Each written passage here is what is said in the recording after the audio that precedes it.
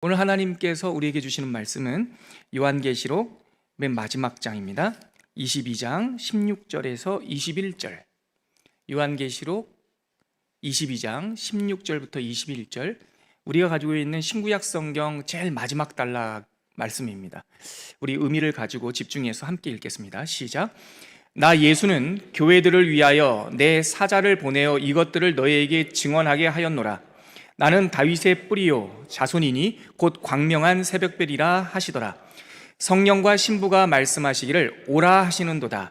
듣는 자도 오라 할 것이요 목마른 자도 올 것이요 또 원하는 자는 값없이 생명수를 받으리라 하시더라. 내가 이 두루마리의 예언의 말씀을 듣는 모든 사람에게 증언하노니 만일 누구든지 이것들 외에 더하면 하나님이 이 두루마리에 기록된 재앙들을 그에게 더하실 것이요 만일 누구든지 이 두루마리의 예언의 말씀에서 제하여 버리면 하나님이 이 두루마리에 기록된 생명나무와 및 거룩한 성의 참여함을 제하여 버리시리라. 이것들을 증언하신 이가 이르시되 내가 진실로 속히 오리라 하시거늘 아멘. 주 예수여 오시옵소서. 주 예수의 은혜가 모든 자들에게 있을지어다. 아멘. 여러분, 드디어 오늘이 52주차 더 말씀 우리 수요 강좌 양육 과정의 마지막 시간입니다. 우리가 올 연초 첫 번째 수요일 날 시작할 때 더 말씀 첫 번째 시간, 작년 연말 연초 중에도 여러 가지가 좀 쉽지 않은 시간이었음에도 불구하고 우리가 첫 번째 수요일 날을 여러분들과 함께 시작을 하면서 1년 한 주도 쉬지 않고 52주를 경주하는 것이 가능할까, 이런 사실 걱정도 좀 있었는데요. 은혜 가운데 우리가 다 함께 완주하게 되었습니다. 그래서 여러분들에게 오늘 드디어 계시록 말씀을 전하는 건데, 잠깐 복습도 우리의 목표를 잠깐 설명드리자면, 이 더 말씀 시간 TMC 양육 시간은 여러분들에게 성경 공부하는 시간은 아닙니다. 물론 성경 공부의 효과도 있고, 또 수요예배 참여하시는 분들은 예배와 같은 또 한 말씀을 묵상하는 시간도 있지만, 결국 이 TMC 양육 과정의 핵심은 성경을 읽는 거죠. 성경을 읽는데 도움을 드리기 위해서 이 양육 과정을 준비했다. 이것이 우리의 목표입니다. 그래서 사실은 창세기부터 요한계시록까지 상당한 분량의 성경 공부 교재가, 그러니까 강의안이 있어요. 있음에도 불구하고 그런 강의안을 읽다가 성경을 읽는 힘을 뺏길까 봐 우리 초원교회는 TMC를 구성하면서 강의안을 좀 이렇게 최소화시키고, 여러분들이 이 수요 더 말씀을 통해서 흥미를 갖고 또 구조, 성경의 구조를 이해한 후에 스스로 말씀을 읽는 데 도움을 드리는 것에 목적을 두었습니다. 그렇게 해서 잘 달려오셨고요. 정말 1년 동안 살면서 곳곳에서 말씀 체험하고 경험하고 삶이 변화되는 소식을 들으면서 저에겐 큰 기쁨이었습니다. 근데 내년에는 이제 2년차 더 진리가 시작이 돼요. 지난번 말씀드렸듯이 더 진리의 핵심은 교리입니다. 성경 말씀을 이렇게 3,500년 동안 기록된 연도로 하면은, 이 성경 기록의 역사로 하면은 1,500년간 기록된, 그리고 창세기를 받을 때부터 지금의 시간까지 하면 3,500년의 시간을 뚫고 우리들에게 주신 이 하나님의 말씀을 좀 더 체계적으로 하나님에 대해서, 인간에 대해서, 또 그리스도와 구원과 교회와 종말과 그런 이 안에 담긴 진리를 체계적으로 우리들에게 설명해 주는 것을 이제 교리라고 해요. 그래서 딱딱한 게 아니라 사실 성경의 이야기죠. 이제 그 내용이 더 진리, 내년 이야기의 중심이 됩니다. 양육 2년 차의 중심이 되고, 그 사이사이에 우리가 또 성경 읽는 데 도움이 되기 위해서 성경 지리도 나누고요, 또 성경 언어도, 또 성경 역사도, 다양한 이 부과목이라고 할까요? 여타 이렇게 부속된 과목들을 함께 배우면서 내년에는 성경을 좀 더 입체적으로 나눌 수 있는 그런 시간이 될 것 같아요. 그러다 보니까 내년에는 이 더 말씀은 없죠. 근데 성경 읽기는 계속 진행이 되겠죠. 어떻게 하면 좋을까? 아까도 말씀드렸듯이 각 성경의 세세한 설명을 곁들인 강의안이 원래 있습니다. 다 합치면은 사실 수백 페이지 될 거예요. 그런데 그거를 여러분들에게 공개하지 않았는데, 오늘 마지막 시간에는 여러분들한테 그 중에 하나, 요한계시록 시간인데요. 여러분들에게 14페이지짜리 원래 오리지널 강의안을 다 출력해 드렸습니다. 이것은 오늘 요한계시록을 좀 천천히 성경 요한계시록의 구조를 다 한번 살펴보겠다라고 하는 목적도 있고, 두 번째는 지금 나눠드린 이 강의안이 내년에 홀로 이 더 말씀이 아니라 더 진리를 배우는 그 내년 시간에도 어차피 매년 우리는 성경을 읽잖아요. 성경을 읽으실 때 이 강의안을 그 주차마다 여러분들에게 파일로 전달해 드릴 거예요. 그러면 이거에 매이지는 말고요, 혼자 성경 읽으실 때 좀 막히는 부분이 있다면 이 강의안을 좀 참고하셔서 활용하시면 좋겠다라고 하는 생각으로 오늘 요한계시록을 위한 부교재로, 또 내년에 더 진리를 할 때 성경 읽기에 도움을 이런 것으로 받을 수 있습니다라고 하는 광고적 성격으로 여러분들에게 14페이지짜리를 다 인쇄로 해서 나눠드렸습니다. 참 감사한 거는 지난주에도 서울에 있는 한 개척교회 목사님에게 이메일을 받았어요.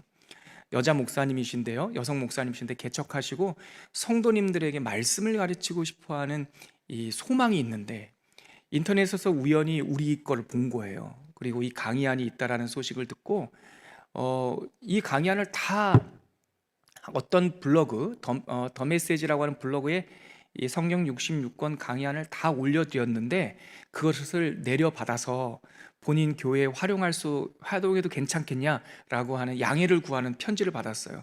그래서 제가 얼마든지 쓰십시오. 그리고 매년 조금씩 업데이트되고 또 오타 수정도 하고 있기 때문에 교회 초음교회 사무실에 전화를 주시면 최선을 다해서 도와드리겠습니다, 이렇게 말씀을 드렸어요.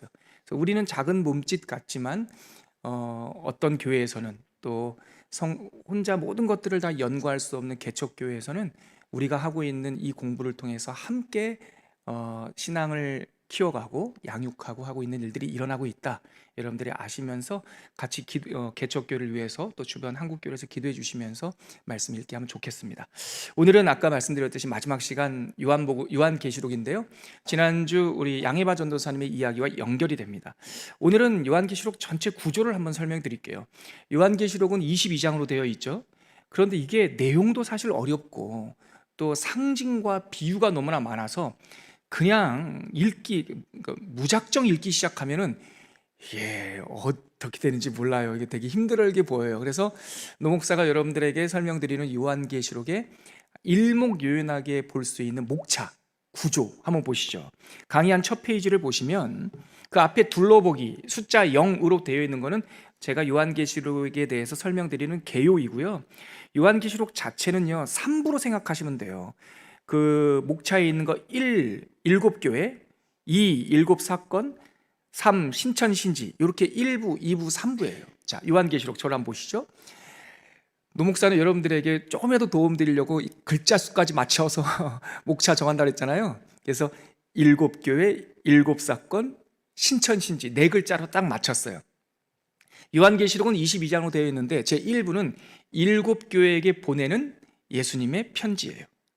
제 2부는 앞으로 인류 역사에서 마지막 예수님이 오셔서 최후의 심판까지 이 인류 역사의 끝까지 있을 이 땅에서 일어날 7가지 사건은 뭐냐, 이제 이런 게 2부고 본론이에요. 3부는 예수님께서 재림하시고 예수님께서 완전한 재림하신 하나님, 예수님과 하나님께서 완전한 승리를 거두신 후에 영혼의 시간, 우리가 흔히 말하는 천국, 그러니까 어린 양의 혼인잔치, 천년왕국, 예수님과 하나님의 완전한 치유, 내가 모든 것을 새롭게 하노라 라고 하는 영원한 시간에 대한 이야기가 3부예요. 그래서 쭉 보시면 지난주에 우리 양희바 전사님께서 이제 설명해 주셨던 7교회 이야기까지 했었죠. 그래서 7개 이런 식으로 구성이 됩니다. 그 정도요. 눈에 한번 살짝 보세요. 그 다음에 1페이지 가보시죠. 자, 그래서 제가 지난주에도 잠깐 나누셨겠지만 요한계시록의 특징 몇 가지만 한번 말씀을 드릴게요. 요한계시록은 사람들의 이야기나 인간들의 역사가 아니라 하나님의 계시다라는 게 핵심입니다. 강의한 1번 예수의 계시, 두 번째 줄에 보면 이 책은 계시이고 그리스도 예수께서 반모섬에 있던 요한을 통해 직접 보여주신 일들입니다. 이게 요한계시록의 정의예요. 그러니까 요한계시록은 사람의 사건이 아니에요. 하늘의 사건. 물론 7교회에 보내는 이야기는 사람들의 역사 속에 이 땅에 있었던 일이지만 그것을 꿰뚫어 보시는 것은 불꽃 같은 눈으로 주석과 같은 발과 영광 가운데 나타나신 예수님께서 그 7교회의 속마음을 딱 꿰뚫어 보시는 거니까 다 통칭해 본다면 요한계시록은 예수님의 계시다. 이게 핵심입니다. 그리고 그 다다음 줄에 보면 이 책 안에는 시공간을 초월하는 여러 사건들과 등장인물들이 있지만 요한계시록의 주인공은 어떤 사람도 아니고 하나님과 그의 어린 양 예수 그리스도예요. 그러니까 요한계시록을 읽으면서 무슨 재앙이 일어났어, 붉은 용이 있대, 또 뭐 14만 4천 명이 어떻대, 다 잘못 읽는 거예요. 사실은 부족하게 읽는 거예요.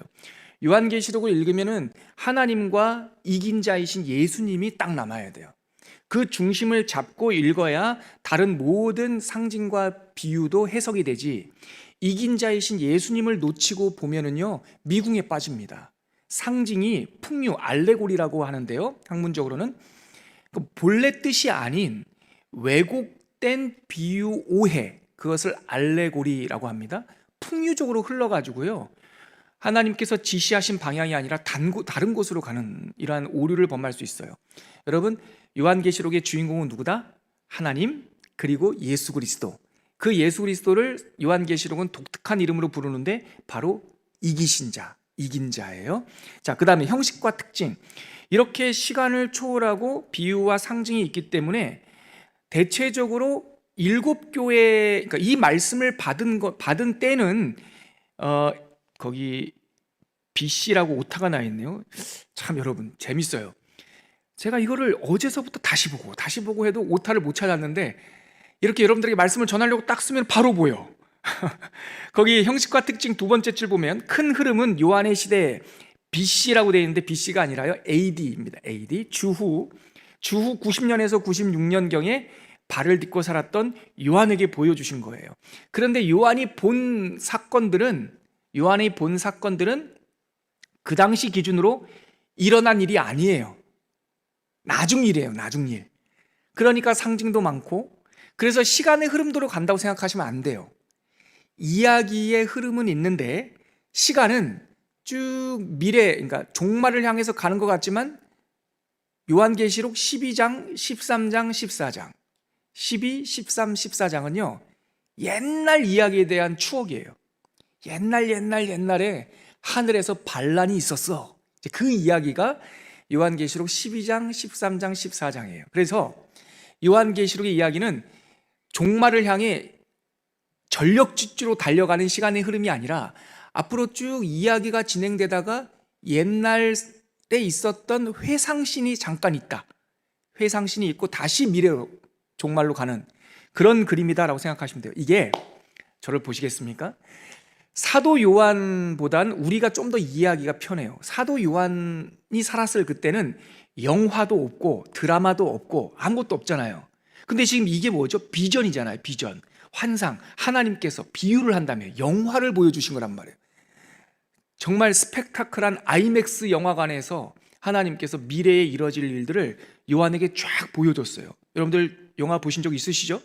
영화는요 이야기 구성을, 목적을 향해, 결론을 향해 이야기가 가지만 드라마나 영화 안에서는 과거에 대한 회상신이 있어요, 없어요? 있죠.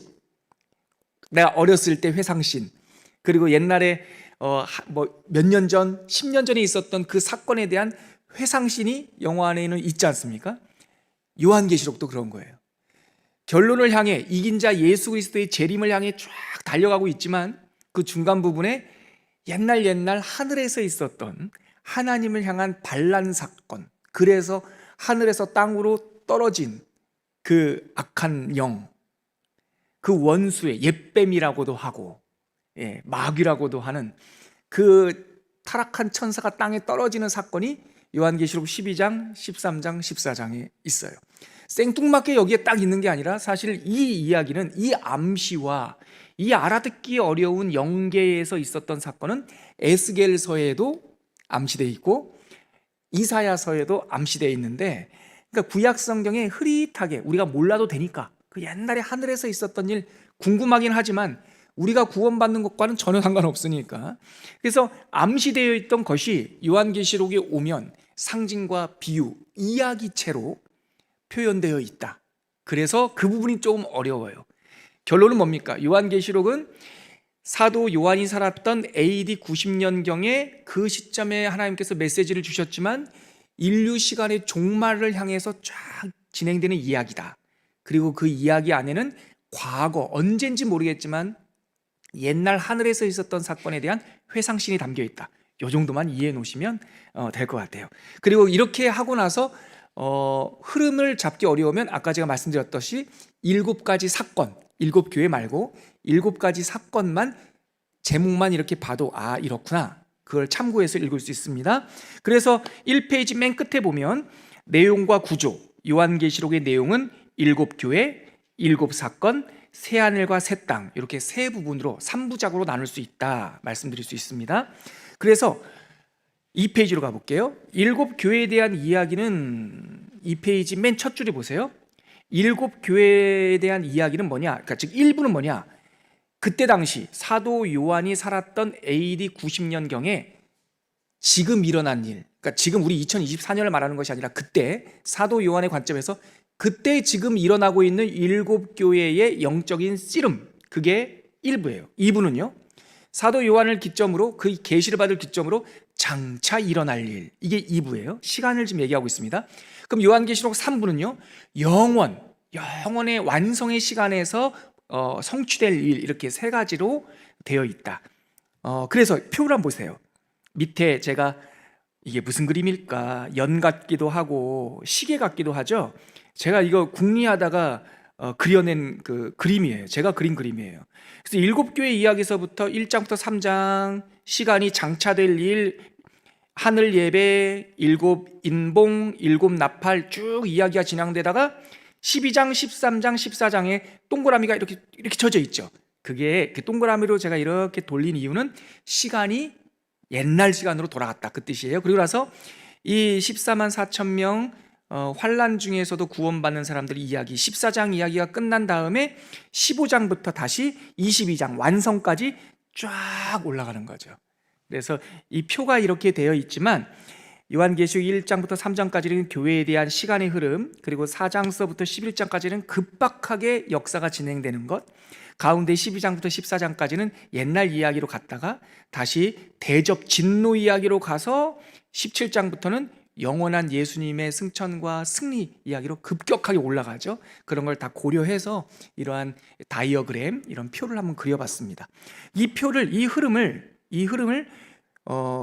도표로 만들면 밑에 나오는 박스예요. 한번 보시겠어요? 맨 오른쪽, 맨 왼쪽 기둥에 보면 7교회, 7사건, 새하늘과 새 땅 나오죠. 7교회는요 이렇게 외우시면 좋습니다. 여러 번 들어보셨겠지만 여러분들 강의안을 보시는 것도 편할 것 같아요. 지금 영상으로 보여드리는 거는 온라인으로 보시는 분들을 위해서 띄워놨는데요, 여러분들은 강의안을 보세요. 7교회 제1부 이렇게 외우시면 좋습니다. 에서버두 사빌라, 앞글자 따서 그 다음 교회 이름 완성하는 거는 참고해서 보세요. 그러면 여러분들 저희 한번 해볼까요? 저랑 그러면 서머나, 버가모 두아디라, 빌라델비아, 하빌 라우디게아 교회, 이렇게 7교회가 있다. 그리고 7교회를 지도로 보니까 그 다음 페이지에 나와 있는데요, 3페이지 한번 잠깐만 넘겨보시겠어요? 그 서쪽 지중해 제일 선명한 게 영어로 된 버전밖에 없어서 제가 부득이 이 지도를 갖고 왔는데요, 1번 써 있는 게 에베소 교회예요. 거기서부터 위로 올라갔다가 버가모서부터 다시 이렇게 도는 거죠. 그래서 제가 이걸 이제 저를 한번 보시면요, 에베소가 시계로 보면은 9시에 있어요. 9시. 그래서 7교회는 오후 9시부터 오후 4시까지 이렇게 시계 방향으로 쭉 돌면서 에서버두사빌라 이렇게 그냥 알아만 두시면 돼요. 우리가 이거 아직 시험 볼 거 아니니까. 됐습니다. 그렇게 7교회가 있어요. 자, 2부로 가볼게요. 2페이지 다시 한번 보세요. 2부는 7개 사건이에요. 여러분들 표를 보시면 첫 번째 사건이 뭐냐면 하늘 예배. 두 번째 사건은 일곱 봉인. 세 번째 사건은 일곱 나팔. 그리고 네 번째는 하늘 전쟁, 다섯 번은 14만 4천 명, 여섯 번째는 일곱 대접, 일곱 번째 마지막은 원수 바벨론 마귀에 대한 심판. 이 일곱 가지 사건인데요. 여기서 여러분들 볼펜 있으시면 2번 일곱 봉인에다 동그라미를 한번 쳐보세요. 3번 일곱 나팔에다 동그라미 한번 쳐보세요. 여섯 번째는 일곱 대접에다 동그라미 쳐보세요. 됐습니다. 7개 사건이 있지만 그 중에서 또 큰 축을 이루는 게 요 세 가지예요. 일곱 봉인, 일곱 나팔, 일곱 대접. 그리고 그 사이에 4번과 5번 하늘 전쟁과 14만 4천은 제가 표를 보면은 살짝 밀어놨죠. 그게 옛날 시간이라는 거예요. 회상신.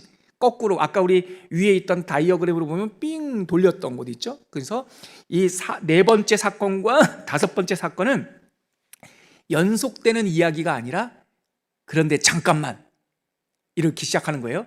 12장이죠. 그때 잠깐만 옛날에 이렇게 이 땅에 왜 이런 전쟁과 재앙과 그 죽음과 아픔이 있는지 아는가? 옛날 하늘에서 큰 전쟁이 있었지 하면서 12장. 옛뱀 붉은 용이 하나님을 대적했고 막 이런, 그래서 여자와 그 아이를 뵌 여자와 아이를 죽이려고 했어. 그러나 결국은 아이가 이겼고 미가엘 천사가 이겼고 그리고 여인이 이겼기에 그 붉은 용이 땅으로 떨어졌어. 뭐 그런 이야기, 회상신이 이제 그거예요. 14장 그 네 번째 사건이자 14만 그 하늘 전쟁 이야기예요.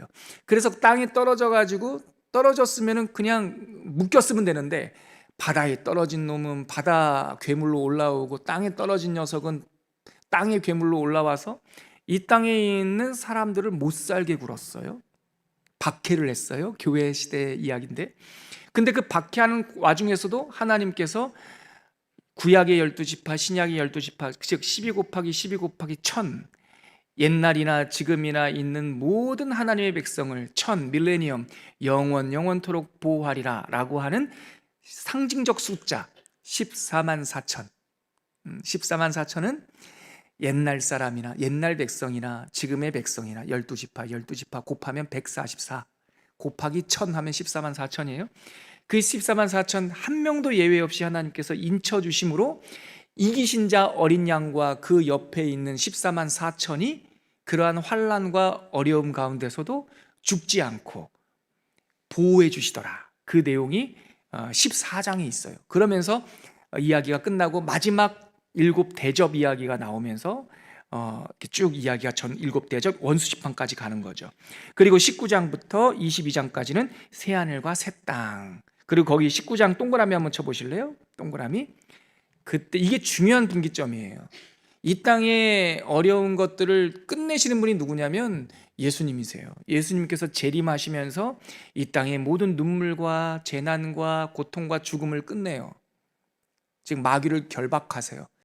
그 예수님의 재림에 대한 묘사가 이 19장에 있어요. 그러니까 예수님께서 재림 딱 하시면서 어린 양의 혼인잔치가 열리고 1000년 동안 영원토록 왕노릇할 것이다 라고 하는 말씀이 있고, 새하늘과 새 땅이 열리고 하늘에서 새 예루살렘이 내려오고 모든 것을 새롭게 하겠다라고 하는 영생 영원의 하나님 나라의 시간이 19장서부터 22장까지 쭉 연결돼요. 이게 제 3부예요. 여러분 솔직히 저를 한번 봐보세요. 어렵죠? 근데 이제 읽어보지, 아직 우리가 요한계시록을 이거에 맞춰서 다 읽지 않았으니까 좀 이렇게 영화 이야기 막 스펙타클하게 막 이야기가 진행되는 것 같은데, 하여튼 쉽게 얘기해서요, 요한계시록은 몇 장으로 구성되어 있다? 전체가 22장. 몇 부로 되어 있다? 1부는 7교회, 2부는 이 땅에서 일어날 7사건, 3부는 예수님이 재림하셔서 이 땅에서 영원한 완성을 이루신다. 끝. 그렇게 해서만 기억하시고요, 강의안을 참고하시면 됩니다. 자, 그래서 3페이지 한번 가보시겠어요? 방금 제가 말씀드렸듯이 3페이지 두 번째 단락 보면 편지 형식으로 시작하는 이 책 요한계시록의 첫 수신자들은 소아시아, 지금 튀르키예에 있는 7교회이다. 아까 제가 말씀드렸듯이 에서버두 사빌라 7교회에게 하나님께서, 예수께서 그들의 상태를 진단해 주시고 복받는 길을 열어주시는 그 이야기가 3페이지고요.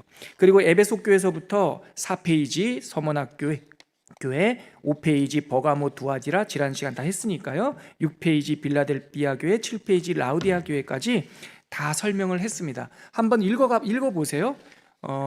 벌써 요한계시록 2장 3장 7교회 읽는 것은 지났지만 여러분들이 나중에라도 제가 이렇게 좀 정리해 놓은 거를 참고하시면서 성경을 읽으시면 아유, 이랬구나, 이런 이유 때문에 안약을 사라고 했구나, 저런 이유 때문에 첫사랑을 회복하라고 했구나, 이런 말씀들, 이런 것 때문에 서문학교회가 작지만 칭찬을 받았구나라고 하는 그 배경 이야기가 앞에 3페이지, 4페이지, 5페이지, 6페이지, 7페이지까지 있습니다. 참고만 하세요.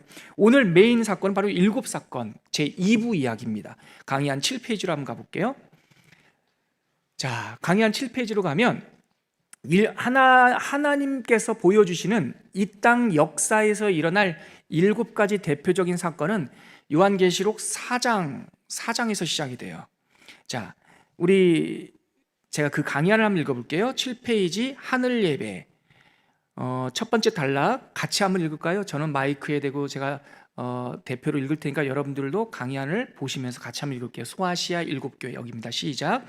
소아시아 7교회에 대한 권면을 마친 후 요한은 하늘문이 열린 것을 목격했습니다. 동시에 하늘에서 들려온 소리는 이리로 올라오라 였는데, 이때부터 요한의 시점은 반모섬이 아니라 하늘로 전환됩니다.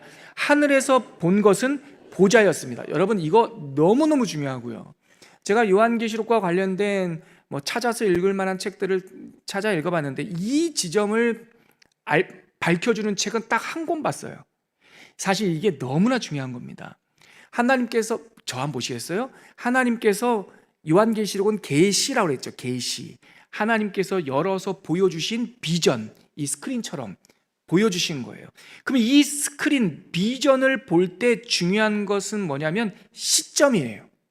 지금 요한은 어디에 묶여있는 상태입니까? 반모섬.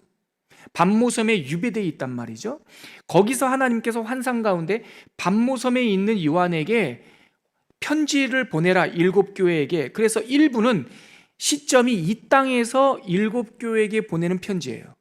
근데 2부, 인류 역사에 일어날 7가지 사건에 대한 것은 이 땅에서 본 게 아니에요. 하늘로 들림받아요, 이 영혼이. 찾아볼까요? 요한계시록 4장 한번 가보시죠. 이게 굉장히 중요한 겁니다. 이게 잡히면 그 다음부터는요, 편안하게 말씀을 우리가 읽어낼 수가 있어요. 자, 4장 1절, 요한계시록 4장 1절 같이 읽겠습니다. 시작. 이 일 후에 내가 보니, 잠깐만요 여러분, 이 일 후가 언제예요? 7교회에게 편지를 보낸 후에 그 뜻이에요. 자, 다시 읽을게요. 시작. 이 일 후에 내가 보니 하늘에 열린 문이 있는데 내가 들은 바 처음에 내가 말하던 나팔 소리 같은 그 음성이 이르되 이리로 올라오라. 이후에 마땅히 일어난 일을 내가 내게 보이리라 하시더라. 여기요, 영어 성경에 보니까 come up here, 그러니까 올라와서 여기 있으라, 그 말이에요. 그럼 여기가 어디예요? 하늘이 하늘. 자, 굉장히 중요합니다. 요한계시록 4장서부터 21장, 사도 요한이 이 하나님의 묵시 가운데 정신을 차리기 전까지, 4장부터 마지막 엔딩 되기 전까지 요한의 시점은 땅입니까? 하늘입니까? 하늘이에요. 하늘에서 땅에 일어나는 7가지 사건을 보는 거예요. 불붙은 유리바다 건너편에 바벨론이 불타는 장면을 보는데, 이게 그래서 반모섬에서 소아시아를 본 것이 아니라 하나님의 나라에서 이 땅의 역사를 보는 거예요. 유리바다 건너편에 불붙은 도성, 이 땅을 가리키는 거죠. 그러니까 앞으로 일어날 7가지는요, 영적으로 보자면 성도들이 당하는 환난도 있지만 성도들이 당하는 박해와 곤란 중에도 하나님께서는 그의 영혼들을 보호하시는데, 앞으로 일어날 7가지의 일들은 이 땅에서 인간들이 지지고 볶는 일이에요. 그러니까 놀랄 거 없어요. 무서울 거 없어요. 막 666 인치고 다니고 우리랑 상관이 없어요. 우리는 하나님께서 어린 양의 보혈로 인쳐주신다고 했어요. 그러니까 요한계시록을 읽으면서 이 땅에 일어날 안타까운 그 죄악의 역사 때문에 우리가 마음이 아플 건 있지만, 예수 그리스도 이긴 자이신 예수를 믿는 사람들이 요한계시록을 보면서 두려워 떨 필요는 없어요. 심지어 여러분, 맨 마지막에 백보자 심판이 있단 말이에요. 예수님이 재림하셔서 이 땅에 원수의 종로로 타던 자, 사망에 굴복한 자, 또 이미 예수를 믿지 않고 죽은 자들을 심판하시는 장면이 나중에 묘사가 되는데, 14만 4천 하나님의 어린 양의 보혈로 씻김받은 자들은요, 보좌 이렇게 맞은편에 안 있어요. 즉 심판의 대상이 아니에요. 백보자 심판 때 성도들은요, 어린 양과 함께 그의 좌우에 서요. 완전히 다른 구도예요. 그러니까 사도 요한이 지금 하나님의 관점에서 이 땅을 본다. 요한계시록, 하나님께서 보여주신 이 그림들은 성도들이 당하는 고난과 재앙이라고 생각하지 말고, 물론 그 재앙의 파편이 이 땅의 순교자들과 이 땅의 성도들에게 파도처럼 밀려오긴 하지만, 그러한 어려움 가운데서도 우리는 안 죽어요. 우리는 구원받아요. 그게 14만 4천의 의미예요. 이 땅에서 일어나는 일들에 대해 역사의 민낯을 보는 거죠. 이야, 인간 역사라는 게 결국 죽이고 살리고 뺏고 이러는 거구나. 우리가 좀 더 잘 살겠다고 환경 오염시키고 세상 어려움시키고 이러면 땅들이 이렇게 되는구나 라는 것을 요한계시록을 통해서 하늘의 관점에서 볼 수 있다는 겁니다. 자, 그래서 하늘로 올라갔다는 겁니다. 이리로 올라오라 했다는 거죠. 처음에 딱 올라가서 첫 번째 사건, 하늘 예배. 이게 7가지 사건 중에 첫 번째 사건입니다. 하늘 예배. 올라갔더니 보좌에 앉으신 이가 계시는데, 그 양옆에 24 장로님들, 구약의 리더, 신약의 리더를 상징합니다. 열둘, 이건 상징 언어예요. 그래서 하나님의 모든 교회 리더들이 그 보좌에 앉으신 하나님 앞에서 경배하고 예배하고 막 찬양하는 거예요. 그 장면을 본 거예요. 첫 번째 사건. 요한이 올라가서 제일 먼저 본 곳은 무엇인가? 하늘 예배, 하나님의 보좌, 뭐 이렇게 하시면 되겠죠. 그렇게 보고 났더니 하늘 예배가 막 펼쳐지는 그 감동스러운 예배를 봤더니 그 가운데 일찍이 죽임당한 것 같은 어린 양, 도대체 어떤 모습이었는지 여러분 저 한번 보시겠어요? 어떻게 상상이 돼요? 그분이 예수님이거든요. 근데 사도 요한에게는요, 그분이 어린 양, 직관적으로 느껴지는 거예요. 아, 저분이 주님이시구나. 근데 그 주님의 모습을 묘사하는데 일찍이 죽음당한 어린 양이라고 묘사가 되는 거예요. 그러니까 이것은 이 물리적, 이 시각적 세계관랑 좀 달라요. 그러니까 직관적으로 아는 거예요. 아, 저분이 어린 양이시구나. 하늘 예배 속에서 사도 요한이 본 인물은 어린 양이셨어요. 근데 그 어린 양의 손에 두루마리가, 즉 옛날에는 두루마리가 책이었잖아요. 책이 한 권이 이렇게 들려 있는데, 그 책이 두루마리 형식으로 돼 있죠. 열어보지 못하게 이 인봉, 이렇게 실로 7개로 막 이렇게 봉해져 있는 거죠. 몇 달 전에 저희 처형이 저기 어디 여행을 갔다 왔는데요, 제 선물이라고 조그만 걸 하나 사갖고 왔는데요, 그게 바로 그 실이더라고요. 인봉. 촛농처럼 생긴 막대가 있는데요, 그걸 촛불에 녹여가지고 촛농 떨어뜨리듯이 떨어뜨린 다음에 제 이름 이니셜 도장을 하나 사갖고 왔던데요, 그래서 그 촛농에다가 도장으로 꾹 찍으면 요즘에 그 풀처럼 이 두루마리가 딱 봉해지는 것을 인이라고 해요. 바로 그거죠. 어린 양의 손에, 천사의 손에, 제가 자꾸 어린 양이라고 했죠. 천사의 손에 두루마리가 있는데 7개의 풀로, 스티커로 봉해져 있는 거예요. 그랬더니 이 사도 요한이 보면서 직관적으로, 누가 설명해 준 것도 아닌데 슬퍼져요. 왜냐하면 누구도 저거를 열 사람이 없다는 걸 알게 되는 거예요. 그 하늘 세계에서 누가 저거를 열까? 그때 바로 죽임당한 어린 양 예수 그리스도께서 쫙 나타나셔서 그 씨를 하나씩 떼셔요. 그게 인류 역사에 일어날 두 번째 사건, 7봉인이에요. 그래서 씨를 하나씩 딱 뗄 때마다, 보세요 여러분, 이건 영화처럼 여러분들의 상상력이 좀 필요합니다. 어린 양이신 예수께서 씨를 하나 딱 떼니까 갑자기 홀로그램처럼 그 앞에 세계가 쫙 펼쳐지는데, 예, 말이 막 나오는 거죠. 우리 그 8페이지 보세요. 찾아보기.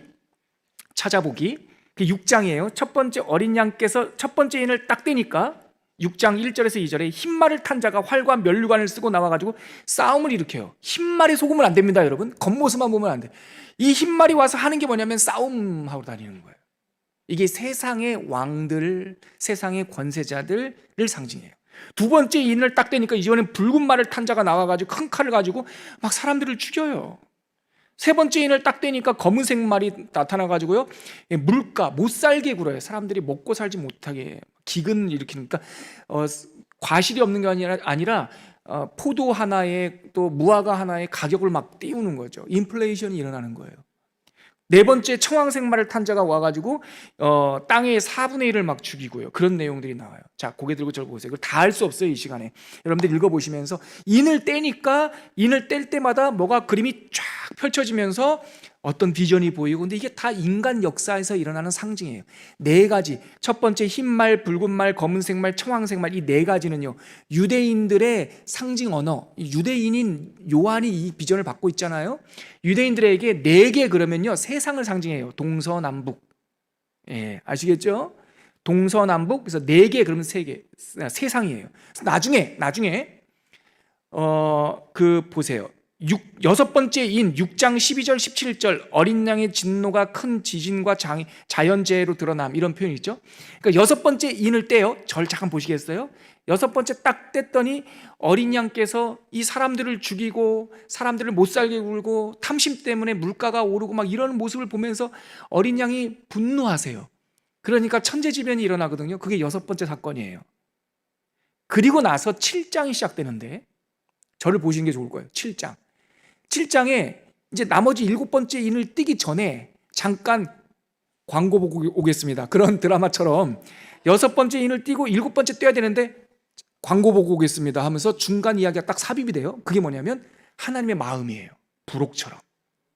여섯 번째 인을 떼고 막 천재지변이 일어날 때 7장에 딱 들어가니까 천사 4명이 나타나서 이 땅에 불어오는 바람을, 동서남북에서 바람을 잡고 있는 환상을 보는 거예요. 광고는 아니에요. 부록이에요. 내 사방에서 바람을 잡고 있다. 바로 세상을 말하는 거예요. 이것도 세상에 불어오는 모든 곳에서 하나님께서 이 땅에 쏟아지는 분노를 미루시고 있는 거예요. 이 바람을 잡고 있는 거예요. 그때 천사가, 또 다른 천사가 나와서 바람을 잡고 있는 그때에 다니면서 그 어둠과 죄악과 사망에 굴복하지 않은 사람들의 이마에 어린 양의 피로 인을 찍고 다니는데 7장에 처음으로 14만 4천이 구원을 받더라라는 내용이 처음 나와요. 예, 부록이 나와요. 이제 여섯 번째까지 뗐으니까 일곱 번째 떼야 되죠? 일곱 번째가 몇 장에 나왔습니까? 8장이에요. 자, 이 부분에서 저를 보십시오. 일곱 번째 딱 떼니까 뭔가 보여줘야 되잖아요? 세트야. 일곱 번째 인을 뗐더니 거기에 담긴 이야기가 일곱 나팔 이야기예요. 이것을 다른 말로 액자식 구성이라고 그래요. 자, 보세요. 일곱 임 떼는 액자가 있어요. 거기서 하나, 두 개, 세 개, 네 개, 다섯 개, 여섯 개 다 떼고 일곱 개 거를 딱 뗐더니 우리 러시아 그 목각 인형처럼, 목각 인형을 열면 그 안에 목각 인형이 있죠. 일곱 번째 인을 딱 뗐더니 그 안에 들어있는 것이 이어지는 세 번째 사건, 일곱 나팔 사건이에요. 그래서 일곱 번째 인을 딱 떼니까 일곱 천사가 쫙 나타나는데 나팔을 들고 나타나요. 그래서 이거 똑같아요. 첫 번째 천사가 나팔을 부니까 그 다음에 9페이지로 한번 가보세요. 8장 7절 일곱 천사가 일곱 나팔을 불다. 8장 7절에서 첫 번째 천사가 나팔을 부니까 우박과 불과 피가 땅에 떨어져서 이 땅의 3분의 1이 불타고요. 두 번째 천사가 나팔을 부니까 산과 바다에 불이 던져져서 바다의 3분의 1이 썩게 돼요. 피가 돼요. 몹쓰게 돼요. 그리고 나서 세 번째 천사가 나팔을 부니까 민물, 그러니까 강물과 샘물이 못 먹게 돼요. 네 번째 천사가 나팔을 부니까 해와 달과 이 천체, 하늘이 3분의 1이 어두워져요. 저 여기 보세요. 첫 번째 나팔, 두 번째 나팔, 세 번째, 네 번째 나팔이 다 땅, 바다, 강과 샘, 하늘, 세상을 상징한다니까요. 네 가지가. 아까 인 뗄 때도 말 타고 나올 때 네 가지잖아요. 그것처럼 나팔 불 때도 네 가지. 그래서 이것도 똑같은 하나의 인류 역사의 복사판이에요. 그런데 인류들이 이렇게 산다는 거예요. 처음에는 자기네들끼리 죽이고 자기네들끼리 전쟁하고 자기네들끼리 탐욕 때문에 못 살게 굴고 했는데, 두 번째 이제 나팔 세션으로 들어가니까 이제는 자연재해가 막 일어나는 거예요. 그런데 지금 이 이야기를 보여주는 하나님의 그 교보제가 뭐예요? 나팔 소리죠. 나팔은요, 무슨 상징이 있을까요? 한번 추론해 보세요. 옛날에 구약시대에 뿡 하고 나팔을 불면 이건 무슨 의미가 있겠어요? 경고죠, 경고. 그래서 이거는요, 인간들이 사악해져서 자꾸 이 땅을 하나님의 피조세계를 못 살게 구는데, 이 일곱 나팔의 징조는 경고의 성격이 있어요. 끝이 아니에요. 그래서 불이 떨어지고 바다와 땅과 강과 하늘이 못 쓰게 되는데, 다 못 쓰게 되지 않고 3분의 1만 못 쓰게 돼요. 이 말은 뭐예요? 경고라는 얘기예요. 돌이켜야 된다는 거죠. 근데 안 돌이켜요. 그래서 다섯 번째 나팔 뿡 부니까 드디어 이 모든 전쟁과 사망과 기근과 자연재해와 이 못살게 구는 것의 빌런이라고 그래요. 요즘에 그 나쁜 녀석이 드디어 무적행에서 쫙 올라오는 게 다섯 번째 나팔이죠. 이 녀석이었구나. 드디어 정체를 나타내는데 그게 9장이에요. 9장. 그런데 그때서부터 하나님께서는 콕 찍어서 첫 번째 화다 이렇게 얘기해요. 저를 보세요. 7개 인을 뗄 때도 전쟁도 있고 죽음도 있고 다 있었지만 화라는 말을 안 써요. 인간 역사가 그래요. 하나님을 떠나면 잘 못 살게 돼요. 하나님을 떠나면 순리로 쓸 거를 영리로 쓰고 우리가 쫙 지지고 볶고 해요. 근데 요한계시록은 그것은 재난이긴 하지만 화는 아니에요. 근데 그렇게 7개의 인이 끝나고 두 번째 세션인 7 나팔 속에서 또 땅과 바다와 강물과 하늘의 3분의 1이 못 쓰게 되는 이 참혹한 일을 겪었음에도 불구하고 회개를 안 해요. 다섯 번째 나팔이 뿡 부니까 무적행, 지옥에서 짐승들이 올라와요. 그때 하나님께서 요한계시록 첫 번째로 첫 번째 화다 이렇게 얘기해요. 여섯 번째 나팔을 뿡 부니까 동쪽으로부터 악한 군대가 와가지고 인류, 이 전까지는 땅이 못 쓰게 되고 3분의 1이 바다가 못 쓰게 되고 또 강물이 못 쓰게 되고 하늘의 공기 천체가 못 쓰게 3분의 1씩 못 쓰게 됐는데, 여섯 번째 나팔이 불자 동쪽에서 악한 군대가 와가지고 인류의 3분의 1이 죽게 된다 이렇게 얘기해요. 이거를 가리켜서 하나님의 백성이 다치는 모습을 보고 주님께서는 두 번째 화다 이렇게 얘기해요. 성경에 있는 내용이에요. 제 해석이 아닌데 제가 지금 말씀드리는 거는 성경의 성경 구절을 거의 그대로 그냥 다 얘기하는 거예요. 여기까지 아시겠죠? 그러나서 그 다음에 9장에서 11장으로 넘어가잖아요. 그 사이에 10장이 있겠죠?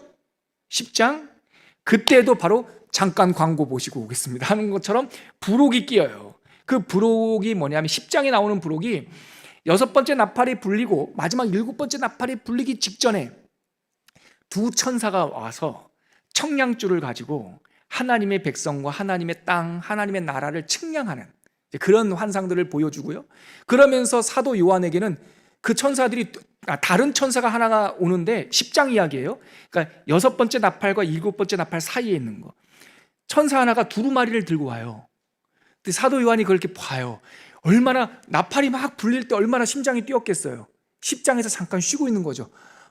큰일 났네 이러고 있으니까 천사가 나타나서 두루마리가 있는 걸 보고 뭐지? 이랬더니 하늘에서 소리가 들리기를 두루마리를 받아 먹어라, 말씀을 먹어라 이래요. 먹었더니 입에서는 썼던가 달았던가 네, 입에서는 달았는데 속에 들어가서는 너무 쓴 거예요. 제가 왜 헷갈리냐면 이 환상이 에스겔에도 있거든요. 그때는요 입에서는 쓰고 속에는 달았는데, 이때는요 입에서는 달고 속에서 써요. 거꾸로야. 아무튼 그래서 말씀이 할 땐 달았는데 속에 들어갔더니 너무 막 쓰려고 아려요. 치유받는 그런 과정이겠죠. 그래서 요 그림이 끝난 다음에 11장에 가서 드디어 마지막 나팔이 뿡 불리는데 이것도 액자식 구성이에요. 아까 7번째 인이 띄어지자 7 나팔 천사가 나타났고, 결론부터 얘기하면 7번째 나팔이 뿡 불리자 대접을 들고 선 7 천사가 나타나는데 그건 15장. 그 전에 이제 마지막 세션이잖아요. 마지막 세션.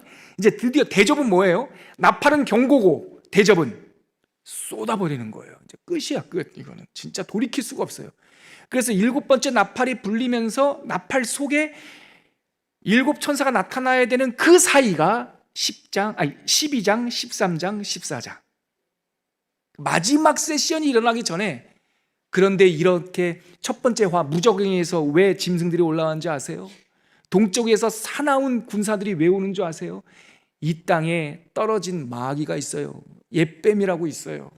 옛날 하늘에서 하나님을 반항했던 이 옅뱀, 이 용이 예수님과 그 교회와 하나님을 대적하여 하다가 천국에서 반란을 일으켰는데 이 녀석들이 떨어졌어요. 진압당해가지고. 그래서 이 땅에 왕 노릇하고 있단 말이죠. 에베소서 2장 1절 말씀에 공중의 권세 잡은 자, 이 땅에 하나님을 떠난 백성들을 못 살게 구는 악한 존재가 있는데 그 내용이 12장, 13장, 14장이에요. 영화에서는 들어보신 분 계시겠지만 이런 이야기 나중에 들려주지만 사실 이 이야기는 나중 이야기가 아니라 이 이야기가 시작되기 전에 있었던 이야기를 영화적 용어로는 프리퀄이라고 해요. 프리퀄. 이런 거죠. 우리가 알고 있는 로빈 후드 아세요? 홍길동 아세요? 홍길동? 홍길동전? 홍길동이 막 동서남북 다니면서 재밌는 일을 했는데 중간 어디쯤에 홍길동이 근데 왜 이러고 조선 팔도를 다닌 줄 아십니까? 옛날에 홍길동은 서얼이었어요 하고 홍길동의 옛날 이야기를 해주듯이 이걸 프리퀄이라고 그래요. 그러니까 지금 요한계시록 12, 13, 14장은 이 땅에 기근과 전쟁과 사망과 죽음이 있었던 이유를 얘기를 해주죠. 그게 옛날 하늘 전쟁과.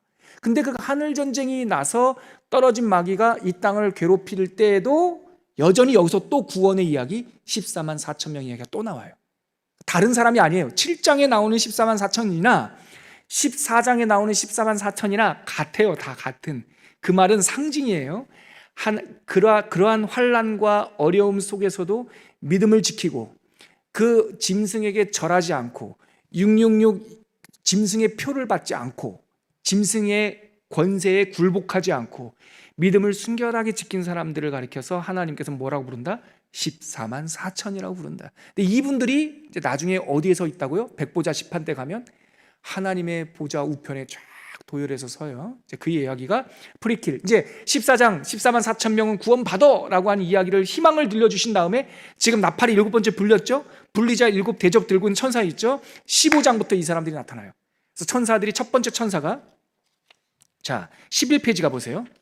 16장 첫 번째 천사가 대접을 가지고 땅에다가 확 쏟아요. 두 번째 천사가 그 대접을 바다에다 쏟아요. 세 번째 천사가 강과 물의 근원에다 쏟아요. 네 번째 천사가 하늘의 해에 쏟아요. 여기도 보십시오. 첫 번째 7 천사가 나타나지만 앞에 네 사람은요, 네 천사는요, 지금까지 했던 패턴하고 똑같아요. 땅에다가 뿌리고요. 이 나팔 불 때도 똑같죠? 바다에다 뿌리고요. 강과 물에다 뿌리고요. 마지막 네 번째 천사는 그 대접을 하늘에다가 쫙 뿌려요. 그리고 나서 5번째 천사는 그 짐승의 보좌, 그 무적행에서 나왔던 그 공중의 권세 잡은 그 짐승의 보좌에다가 진노를 쏟아요. 그리고 그 짐승이 활동했던 문명세계를 대표하는 곳이 유브라데예요. 유프라테 강은 지금 이라크 그 강으로 생각하지 말고요. 사도 요한이 계시를 받을 때 유프라테스 강, 티그리스 강, 비옥한 초승달지대, 농업이 문명세계를 상징한단 말이죠. 그래서 유프라테스 강에 진노가 쏟아져요.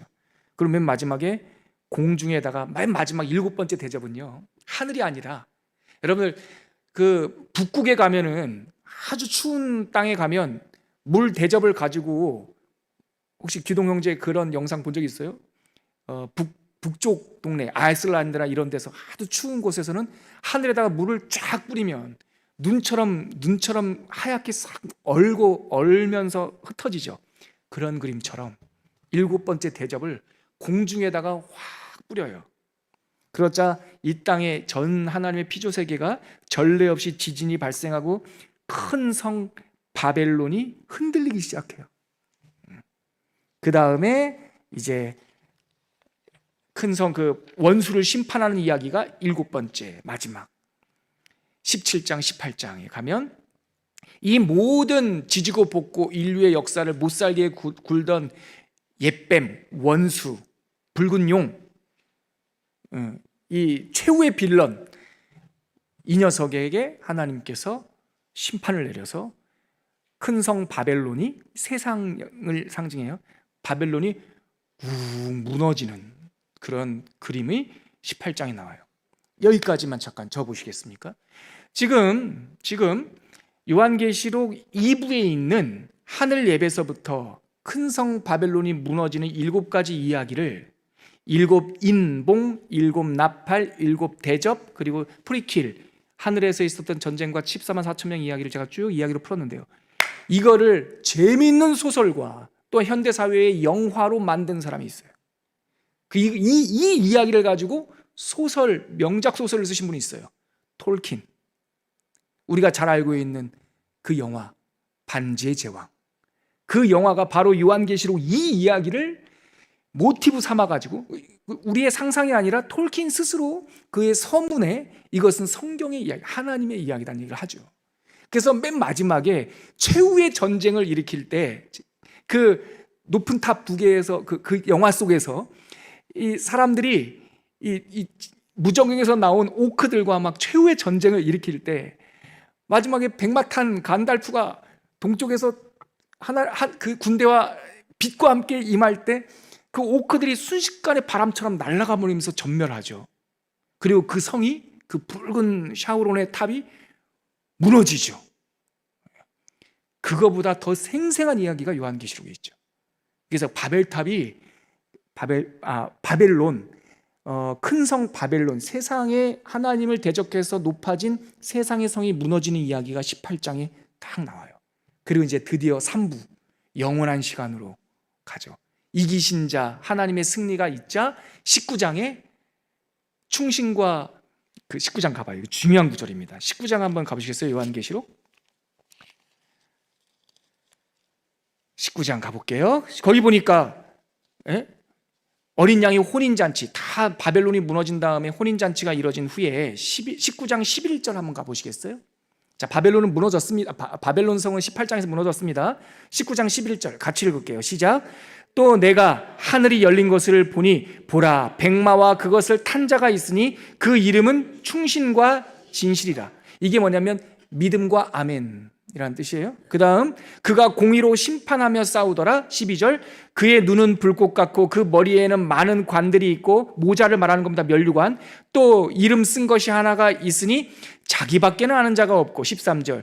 또 그가 피 뿌린 옷을 입었는데 그 이름은 하나님의 로고스라, 말씀이라 칭하더라. 14절. 하늘에 있는 군대들이 희고 깨끗한 세마포 옷을 입고 백마를 타고 그를, 즉 이 오시는 이분을 따르고 하늘의 병사들이, 군사들이 따르는 거예요. 15절. 그분의 입에서 예리한 검이 나오니 그것으로 만국을 치겠고 친히 그들을 철장으로 다스리며 또 친히 하나님 곧 전능하신 이의 맹렬한 진노의 포도주틀을 밟겠고. 16절. 그 옷과 그 다리에 이름을 쓴 것이 있으니 그분의 이름이 누구예요? 만왕의 왕이요 만주의 주라 하였더라. 여러분, 이분 누굽니까? 예수님이에요. 불꽃 같은 눈으로 입에서 예리한 검이 나오고 또한 만국을 철장으로 치며 다스리며, 그러니까 이게 어디에 나오냐면 이 묘사가 요한계시록 2장에 나오잖아요. 7 교회에게 예수님께서 환상 가운데 나타날 때 입에서 말씀이 나오시는 분, 철장으로 다스리는 분. 그러니까 요한계시록 2장과 3장에 나오는 예수님에 대한 묘사가 이 묘사예요. 그러니까 19장 2장면은 예수님의 다시 오는 사건에 대한 비전이란 말이죠. 이분이 오셔서 다른 거 다 거두절미하고 이분의 이름이 바로 만왕의 왕이요 만주의 주라, 예수 그리스도, 예수님의 재림에 대한 비전이에요. 이것이 있고 나서 그 다음에 천년왕국, 그 다음에 새하늘과 새 땅, 새 예루살렘이 내려오고, 그리고 오늘 우리가 읽었던 마지막 22장 19절에서 21절까지의 그 이야기로 엔딩, 내가 이겼노라, 그 얘기죠. 자, 요한계시록 이제 맨 마지막에 가보실게요. 22장 21장에서 새하늘과 새 땅 얘기가 나오고요. 22장 우리 같이 1절부터 한번 읽어볼까요? 요한계시록 22장 1절부터 같이 읽겠습니다. 시작. 또 그가 수정같이 맑은 생명수의 강을 내게 보이니 하나님과 및 어린 양의 보좌로부터 나와서 길 가운데로 흐르더라. 강 좌우에 생명나무가 있어 12가지 열매를 맺되 달마다 그 열매를 맺고 그 나무 잎사귀들은 만국을 치료하기 위하여 있더라. 다시 저주가 없으며 하나님과 그 어린 양의 보좌가 그 가운데 있으리니 그대의 종들이 그를 섬기며 그의 얼굴을 볼 터이요 그의 이름도 그들의 이마에 있으리라. 다시 밤이 없겠고 등불과 햇빛이 쓸데없으니 이는 주 하나님이 그들의 빛이심이라. 그들이 세세토록 왕노릇 하리로다. 이게 승리예요, 승리. 이게 이제 영화로 말씀드리면 끝난 거예요. 짜자잔. 그 다음에 영화 끝나면은 무슨 일이 스크린에서 펼쳐집니까? 여러분들은 영화 끝나면 막, 저도 그런데 막 나가잖아요. 나가지 말고 잠깐 앉아있으면 영화 끝난 다음에 뭐가 지나가죠? 크레딧이 쫙 올라가죠. 그 다음이 크레딧이에요.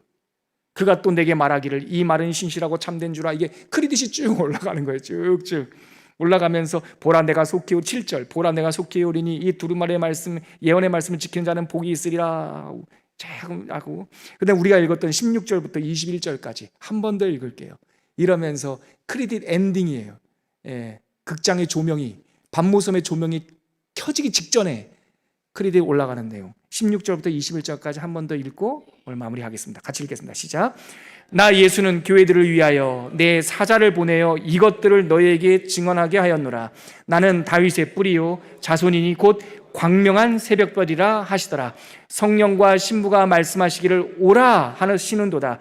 듣는 자도 오라 할 것이요 목마른 자도 올 것이요 또 원하는 자는 값없이 생명수를 받으리라 하시더라. 내가 이 두루마리 예언의 말씀을 듣는 모든 사람에게 증언하노니 만일 누구든지 이것들을 외에 더하면 하나님이 이 두루마리에 기록된 재앙들을 그에게 더하실 것이요 만일 누구든지 이 두루마리 예언의 말씀에서 제하여 버리면 하나님이 이 두루마리에 기록된 생명나무와 및 거룩한 성의 참여함을 제하여 버리시라. 이것들을 증언하시니가 이르시되 내가 진실로 속히 오리라 하시거늘 아멘. 주 예수여 오시옵소서. 주 예수의 은혜가 모든 자들에게 있을지어다. 아멘. 끝나요. 제가 급하게 막 구연동화하듯이 했는데요, 정말 요한계시록은 읽으면 읽을수록 제가 말로 이 둔한 말로 다 표현할 수 없지만 정말 소망의 말씀이고, 이 요한계시록이 우리에게 뭘 들려주려고 하냐, 제가 설교 서두에도 말했지만 니네들 이렇게 무서운 앞날이 있을 거야, 종말의 날이, 그거 아니에요. 우리 모든 인간은 나만의 종말의 시간을 다 맞이해요. 요한계시록이 주는 이야기는 은혜가 있을지어다, 두려워하지 말아라, 산다, 이긴다, 내가 이겼다, 나와 함께 있는 사람은 생명수의 강을 먹을 것이다, 죽어도 걱정하지 말아라, 우리는 없어지지 않고 영원한 승리를 거두게 된다는 이야기를 우리에게 주시는 소망의 말씀이 요한계시록이었습니다. 이제 오늘 한 해의 일정을 다 마쳐야 되는데요, 시간이 많이 됐어요. 평소 같으면 시간이 됐으니까 끝내시죠 이랬을 텐데, 오늘은 아무리 늦어도 하나님께 찬양 올리고 1년을 마무리했으면 좋겠는데, 오늘 우리가 올릴 찬양은 2024년 첫 번째 더 말씀 시간에 했던 찬양입니다. 기억나세요? 저는 기억이 나요. 제가 골랐거든요. 그때 은혜로다, 시작됐네 우리 주님의 은혜가. 그 찬양을 첫 주에 했는데요, 52주 오늘도 올려드리고 오늘 1년을 마무리하도록 하겠습니다. 찬양하겠습니다. 시작됐네 우리 주님의 능력이 나의 삶을 다스리고 새롭게 하네. 자유하네,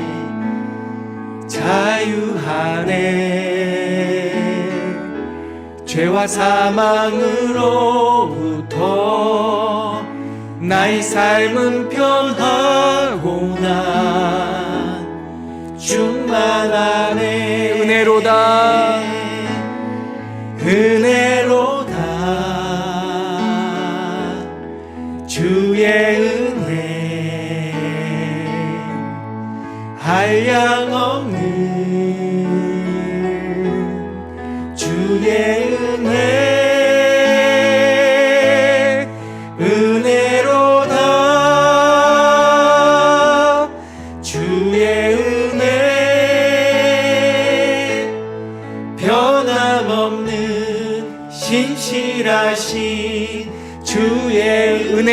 은혜로다 주의 은혜 은혜로다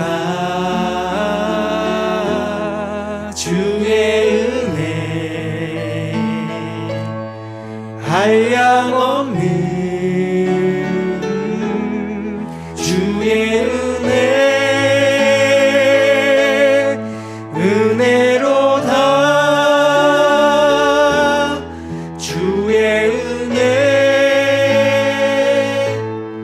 변함없는 신실하신 주의 은혜.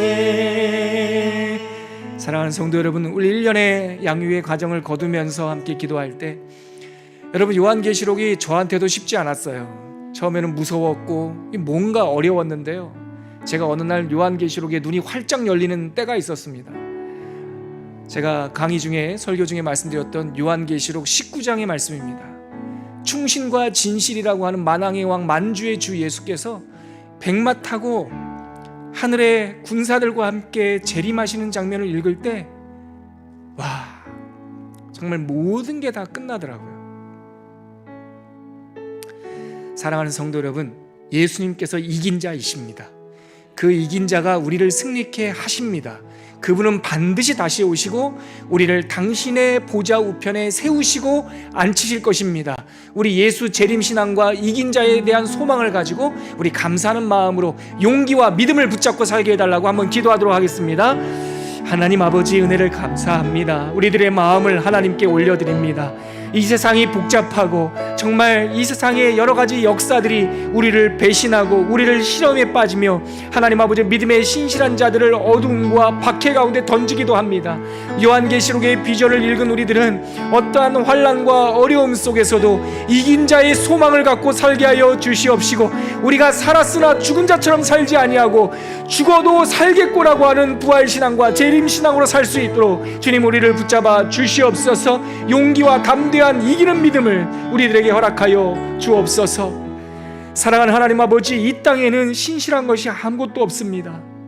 하나님께서 피조하신 이 세상 속에 공중의 권세 잡은 자들이 우리를 흔들고, 지금도 북쪽에 있는 지하교회 성도들과 권위주의 정권과 무슬림들 사회 속에서 수많은 믿음의 성도들이 순교자의 피를 흘리고 있습니다.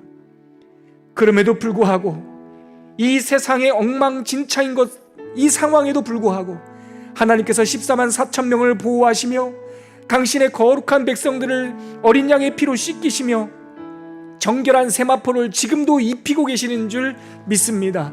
우리가 이 믿음을 가지고 살게 하여 주시옵시고, 살아있는 것 같지만 죽은 자처럼 살지 않고 죽어도 살겠고라고 하는 영생과 부활의 믿음으로 살게 하여 주시옵소서. 이긴 자의 소망과 재림의 신앙을 가지고 이 세상을 넉넉히 이기게 하실 우리 주 예수를 바라보며 그렇게 하실 주 예수 그리스도의 이름으로 기도합니다. 아멘.